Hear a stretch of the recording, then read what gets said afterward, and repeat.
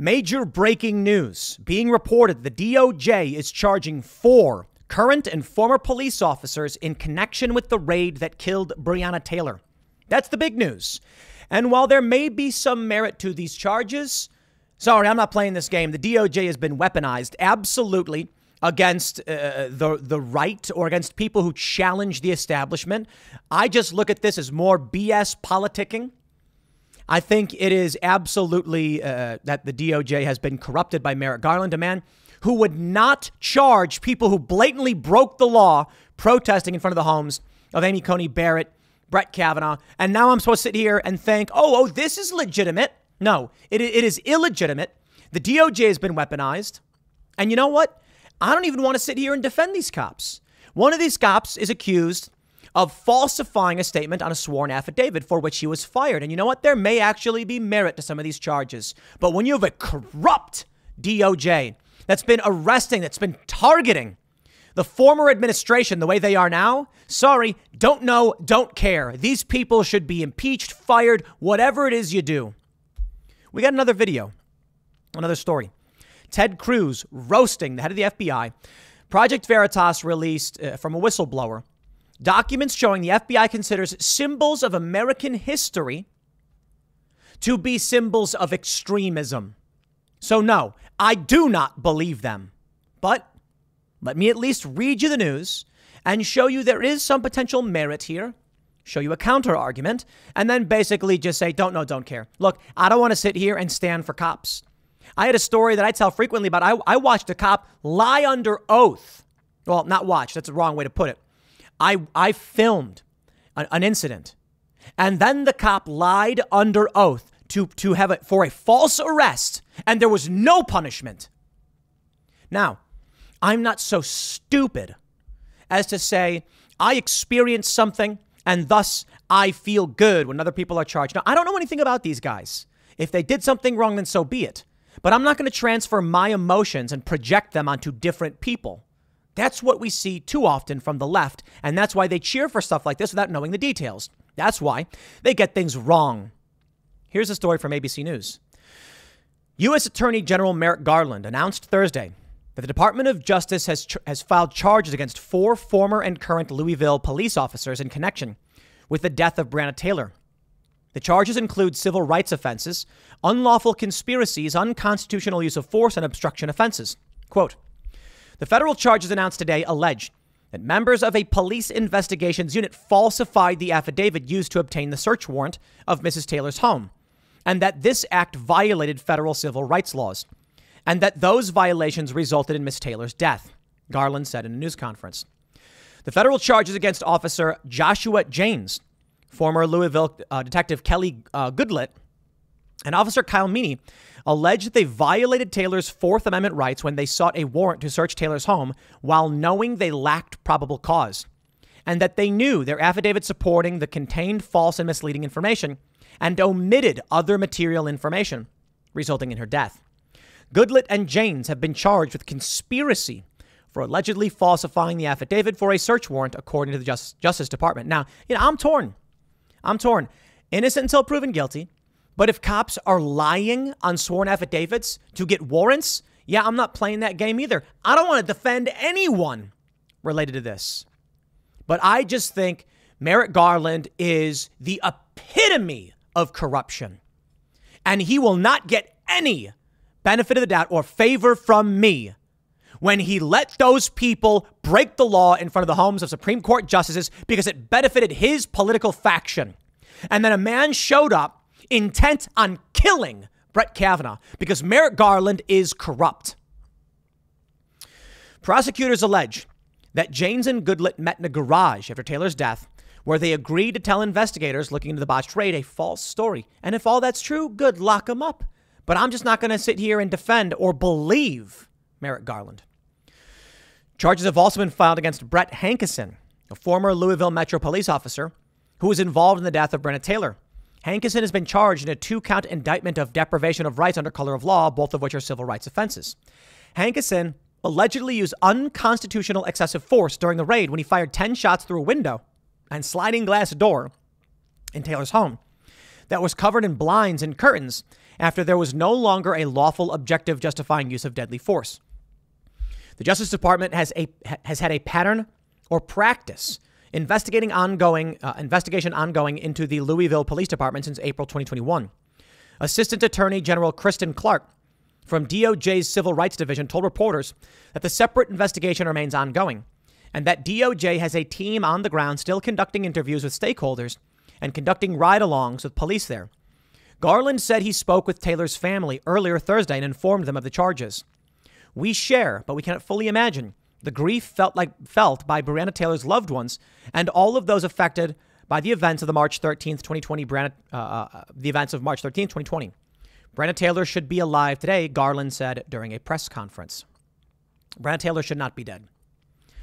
And it is just an extremely, disastrous circumstance across the board. In a tweet from Greg Price, he says, they had a legal warrant to search her home. Her boyfriend shot at the cops in the dark, who then fired back and accidentally hit her. They were cleared of any crimes, but Merrick Garland is charging them anyway because the DOJ has turned our country into a banana republic. Well, I agree halfway with Greg Price. I believe Merrick Garland has done this. Selective enforcement. Yeah, he gets into power and then we see these moves. However, legal warrant? You're not going to get me to defend these cops. No, an investigation actually is warranted. It's too bad Merrick Garland is a corrupt piece of garbage. Breonna Taylor case. Ex-detectives firing upheld by Jefferson Circuit Court judge. Okay, well, why was this man fired? I absolutely hate the corporate press. They make it a labyrinth in order to figure out what really happened. Writing stories, not explaining what actually happened. They say he lied. About what? Give me the details. Explain what's going on. They don't. All right, so let's dig deeper. Let's find another story. The Courier-Journal. Joshua Janes can't have LMPD job back after lying on Breonna Taylor. Warrant board rules. Well, tell me what happened. They vaguely talk about it. Okay, let's go back to the first story. Joshua Janes fired. Janes wrote in the March 2020 warrant application that he verified with a U.S. postal inspector that Taylor's ex-boyfriend, a man police suspected of dealing drugs, received packages at her address.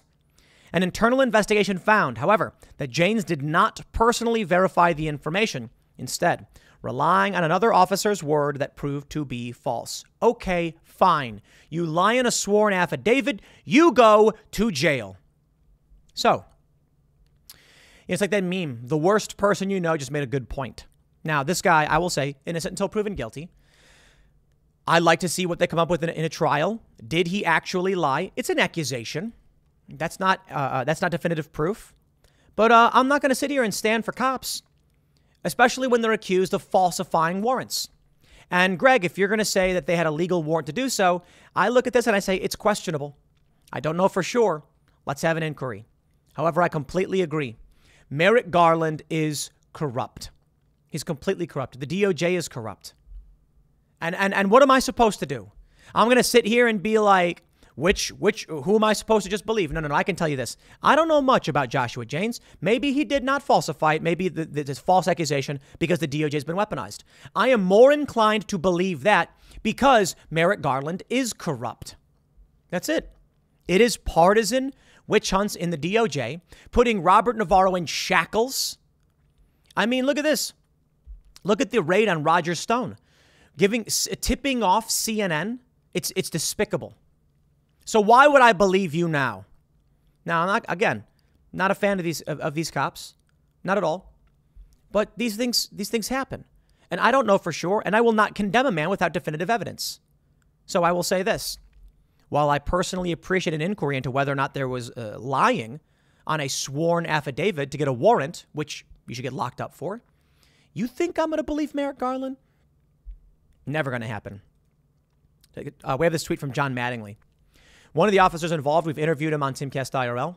He said, the FBI used tactical teams to raid 4 officers and former officers' homes early this morning over the Breonna Taylor case. It's political theater. These officers had cooperated. There was no need for this show of force. It depends on what they did. Maybe they're concerned about evidence tampering or something like that I can understand. Maybe they come and they show up and they knock on the door and they say, out of the house with a warrant. You don't need tactical teams for that. So this right here, it says to me, maybe there's an issue, but Merrick Garland is crooked. What can I say? Chris Wray, these people, in my opinion, the people running the show, crooked. I'd like to show you this from townhall.com. Let's talk about what the DOJ is doing. This is a clip from C-SPAN of Ted Cruz that I want to play for you, and I really want you to listen to. Yesterday, it was reported that Project Veritas had obtained a copy of an FBI training material, which listed various symbols and themes which, in the FBI's estimation, were indicative of, quote, militia violent extremism. Now, these symbols weren't things like the Ku Klux Klan or the Nazi Party, which naturally would be symbols of that, but instead they included, rather astonishingly, patriotic symbols of our nation and our history. Included on this list is the Betsy Ross flag. Now, that's fairly remarkable that the Betsy Ross flag in the FBI's indication is indicative of militia violent extremism, because among other people who have been publicly alongside the Betsy Ross flag, we have President Barack Obama, who was sworn in directly underneath two Betsy Ross flags. But it's not just President Obama. We also have President Biden, who was sworn in under Betsy Ross flags. It's not just the Betsy Ross flag. Also on this list is the Gadsden flag as a symbol of violent extremism. Now, the state of Virginia has a license plate for the Gadsden flag, as do many other states. I think people would be astonished to find that having that license plate, the FBI indicates that you're a violent extremist. Also included on this is a text that I was particularly struck, is the Gonzales battle flag. Come and take it. As indicative of being a violent extremist militia. Well, I will self-report right now that every day in the Senate I wear my boots that have the Gonzales battle flag on the back of them. All right. I dig that. Director Wray, what are y'all doing? This makes no sense. Do you agree with this FBI guidance that the Betsy Ross flag and the Gadsden flag and the Gonzales battle flag are signs of militia violent extremism? So we have, from Town Hall, the response from Director Wray. Well, Senator, I'm not familiar with the particular document you have behind you, and I'm not in the practice of trying to comment on documents that I haven't recognized. But I will tell you that when we put out intelligence products, including ones that reference symbols, which we do across a wide variety of contexts, we usually take great pains to put caveats and warnings in the document that make clear that a symbol alone is not considered evidence of violent extremism, and it's... Well, but Director Wray, you don't include things like Antifa, you don't include things like Black Lives Matter. Instead, you identify patriotic Americans as suspects, and I would note there's a pattern of this. Yep, and that's it right there. That's the DOJ. You can get a license plate with the Gadsden flag, and that's a symbol of extremism. I loved it when Ted Cruz pulled up the Gonzales flag, because the Gonzales flag is very cool. It is artillery, a cannon. Come and take it. Amazing. Come and take it. Wikipedia. They talk about the Gonzales flag. The American Revolutionary War, the Texas Revolution. In early January 1831, Green DeWitt wrote to Ramon Musquiz, probably pronouncing that wrong, the top political official of Bexar, and requested armament for the defense of the colony of Gonzales. The request was granted by delivery of a small used cannon. The small bronze cannon was received by the colony and signed for on March 10, 1831, by James Tumlinson, Jr. The swivel cannon was mounted to a blockhouse in Gonzales and later was the object of Texas pride. At the minor skirmish known as the Battle of Gonzales, the first land battle of the Texas Revolution against Mexico, a small group of Texans successfully resisted the Mexican forces who had orders from Colonel Domingo de Ugartecha to seize their cannon. I love it. This one little cannon. And they're like, go take that cannon from them. And they're like, come and take it. How quaint, but cool. And that's Texas, man. And so Ted Cruz wears that boot and they say, Molan lobby, come and take it. This idea, this is an idea that's long been extremism, a defensive statement. Don't tread on me. This is extremism. I'm sorry. When you get a story about the DOJ doing anything right now, we have evidence of their corruption. This right here, when they take symbols of American history, the Betsy Ross flag, the Gadsden flag, the Gonzalez flag, and they say it's a sign of extremism, there is a parasitic entity trying to destroy what makes this country this country. They're attacking our symbols of freedom, liberty, and independence. And the DOJ wants me to believe them on this stuff. When cops lie on sworn affidavits in violation of our Fourth Amendment rights, you got a problem. You got a big problem. You got a corrupt government right there. I'd like to find out more about that. So, okay, I'll accept that. But when you got a DOJ that has been weaponized, that is targeting people, well, you can't believe them. And of course, they're going to claim it's actually those guys who are stealing your rights. Don't care. I don't trust people in power. I don't trust them. I don't trust most people. A lot of people, man, I don't know. It's hard. Revolutionary War imagery. For an example of a militiaman during the Revolutionary War, the Liberty Tree, a famous elm tree in Boston near the Boston Commons in 1765. Colonists in Boston staged the first act of defiance against the British government at that tree. Commonly referenced historical imagery or quotes. It's really amazing. Where's the Antifa stuff? Where's the far left extremism? They're talking about militia violent extremism. What about, there's leftist militias. There's far left extremist groups. They function the same way. Where are they at? No, they don't. They don't show it. We're headed for dark times. You know, if you can't fly the Betsy Ross flag, remember when I think it was Colin Kaepernick complained that Nike made one? They made shoes, the Betsy Ross flag on it, and they discontinued it because they hate America. It's funny. It's like a meme. They hate America, but they really do. They want it. They say this is law enforcement, the DOJ, the FBI, saying that our history is a reference to is used by violent extremists, and that it's indicative of something. That's crazy to me. Now look, symbols. Come and take it. The Gonzalez flag of Texas. That's got to be spitting in the face of Texans. That's why Ted Cruz wears those boots. Come and take it. Yeah, man. Dark days indeed, as they say. Now, we got right now, there's big news happening with Taiwan nonstop. China fired missiles that landed in Japanese territorial waters. And some are saying that was an act of war.